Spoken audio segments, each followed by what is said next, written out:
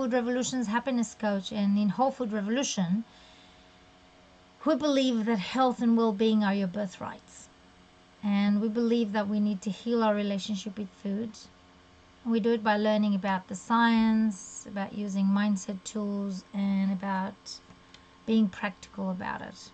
And in the last several months, we've been focusing on stress and how emotional eating affects our health and well-being. And today I want to talk to you about something that many of us struggle with, and it's emotional eating. I know, because I've been there. And every person who is struggling with food have been there. And it starts when you're stressed and you're overwhelmed and maybe just bored, and suddenly that box of Ferrero Rocher or the mangoes in the fridge, they feel like the perfect solution. And for a moment, it feels like a perfect solution. It just gives a little hit of comfort, and it's a quick relief, but just for a moment. But then, what happens? You feel guilty and you feel sluggish, and the real problem, the stress, the fear, the loneliness, the disturbing thoughts and feelings, they're still there. They haven't gone anywhere. Sometimes they even grow bigger. So first, let's just be real. Let's just debunk this myth that emotional eating is about lack of willpower.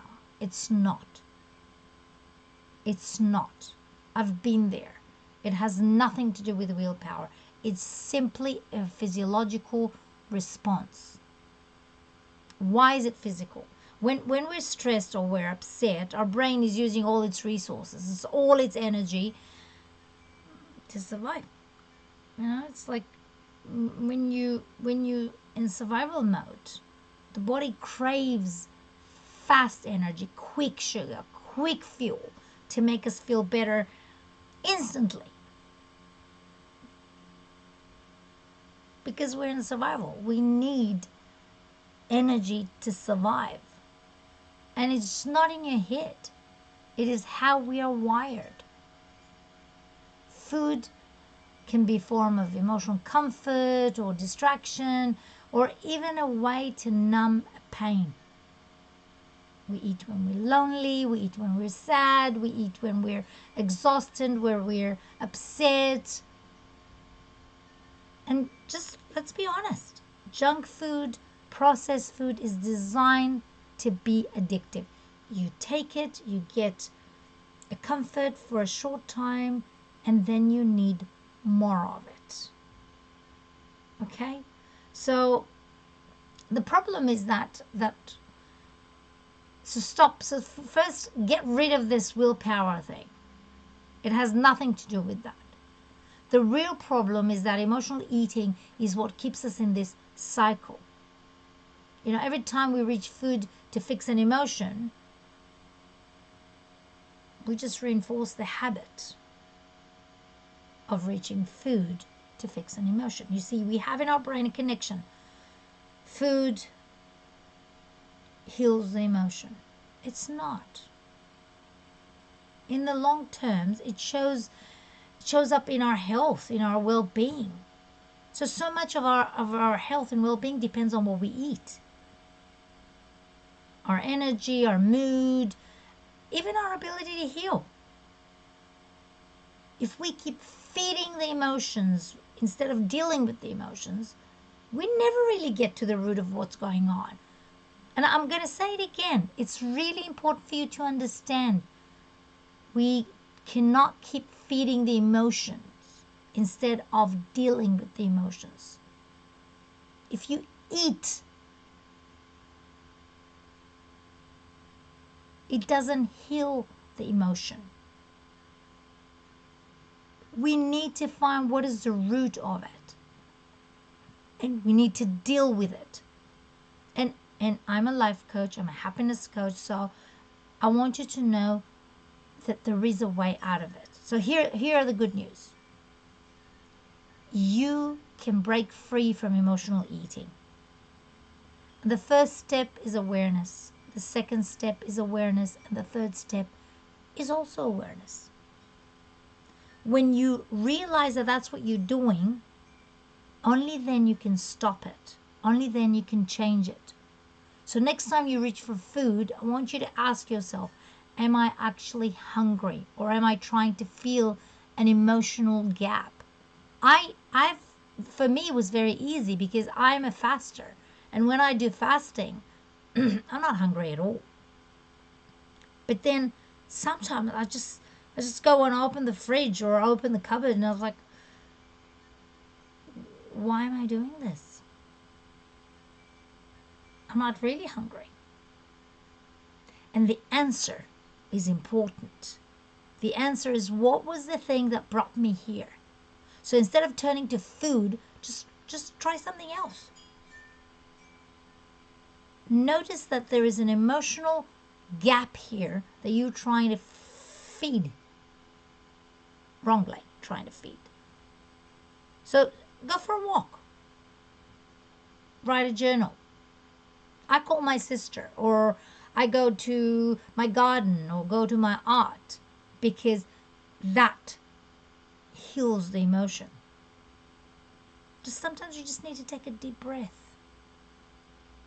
And I want you to understand, it's not about depriving yourself. It's about giving your body and mind what it really, really, really needs. And I know it's not easy, but trust me, once you start dealing with the emotions instead of eating them, everything changes. You feel lighter, and not just physically lighter, you feel emotionally lighter. It gives you that relief, comfort of you managing the feeling. You start, after this, you start making choices that nourish you instead of numbing you. And this is when real healing begins. So I love the Nike slogan. And what you need to do is just do it. You start now. You start today. About timing, the real answer is about when to start is yesterday. But yesterday is gone. So now is always the right time to do things. So your health and your happiness, it all begins with how you feed yourself, both physically and emotionally. And I want you to remember, you're not alone in this. You're absolutely capable of change. We all do. So to help you manage it, we've started our emotional eating challenge. Sorry. So each Sunday, we're going to post a new weekly challenge, and it'll be pinned to our featured section of the community page. And if you're not in the community page and you see this, go to Whole Food Revolution community page and become a member. It's a wonderful community, and wonderful people, very supportive of each other. And you need to be in an environment of people that are all honest about their struggles with emotional eating. We all struggle with emotional eating. So throughout the week, we will add some daily prompts, and it will be posted on the featured section. It'll help you reflect on what you're eating, why you're eating. It'll help you track your changes, your patterns, your behavior patterns, and your eating habits. And and even reading other people's comments will give you some insights about your eating behaviors. So remember to like, share it with people, and most of all, participate. Remember, you need to participate. You need to make it happen. It's not going to happen to you. There's no pill that someone can give you. I wish we had a pill to give you. It's not a pill. It's a work that you need to do with yourself. And I always say, it's not about what we're here to give you. It's about what you choose to take. So take. Take from this activity. Take from Whole Food Revolution. Take from being part of the community. Take everything you can to change your eating habits. Thank you. I hope it'll be useful for you.